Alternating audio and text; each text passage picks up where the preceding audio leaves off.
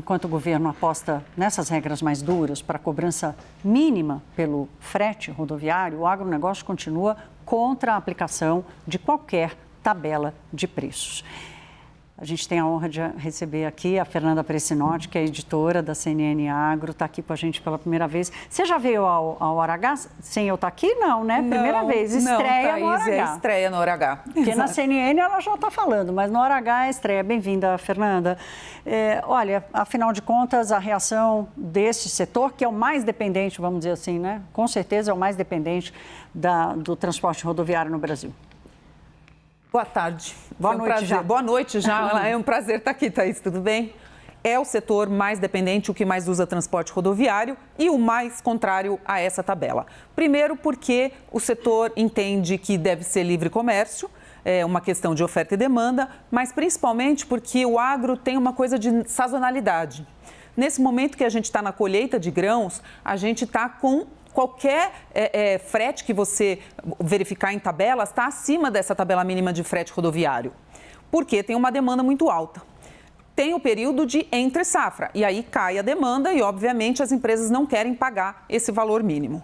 Além disso, tem umas rotas que são menos demandadas. Por exemplo, agora do interior do país para o litoral na exportação de grãos, tem muita demanda. O contrário dos portos com fertilizantes que voltam para o interior do país, não tem. Então, esse frete acaba sendo muito oneroso para as empresas.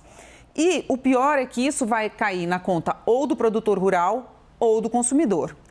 O preço ele acaba sendo a via de escoamento desse choque, né? Exatamente, ele vai ser repassado. O que a gente sabe, eu falei com bastante empresa hoje, a FPA, e todos esses setores que sempre foram contra essa tabela, eles dizem que a metodologia está errada. Até quem criou a tabela de frete mínimo, que é a Exalc-Log, hoje eu conversei com eles e eles falaram, olha, a metodologia está errada, não é o preço.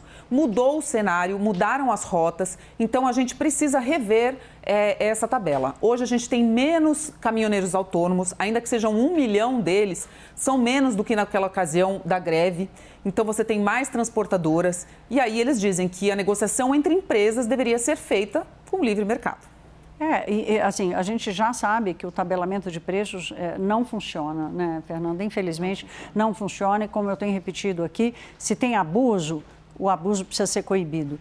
Tem fraude, tem formação de cartel, isso tudo precisa ser coibido, né? O Estado precisa atuar como regulador e o fiscalizador disso. Agora, querer fechar a porteira com um choque dessa magnitude, né, a boiada passa por cima, né, não tem jeito. E é quase como jogar uma pedra no lago e essa onda vai se espalhando, né, Exatamente, Fernanda? é um efeito cascata, vai chegar para a gente, vai chegar para o consumidor esse aumento de preço, justamente nesse momento que o diesel está subindo tanto, né, Thaís? Claro. Então, o que as empresas estão pleiteando, primeiro elas estão dizendo que algumas delas que foram citadas pelo ministro, né, são todas do agronegócio, quase todas, e elas estão dizendo que os contratos dela, na maior parte, são com transportadoras. Então, é um contrato entre pessoas jurídicas. Se essas transportadoras repassam ou não o valor adequado para o caminhoneiro que elas contratam, elas não têm controle sobre isso. Aliás, esse foi outra surpresa hoje do ministro Renan Filho, citando nominalmente o nome das empresas, né?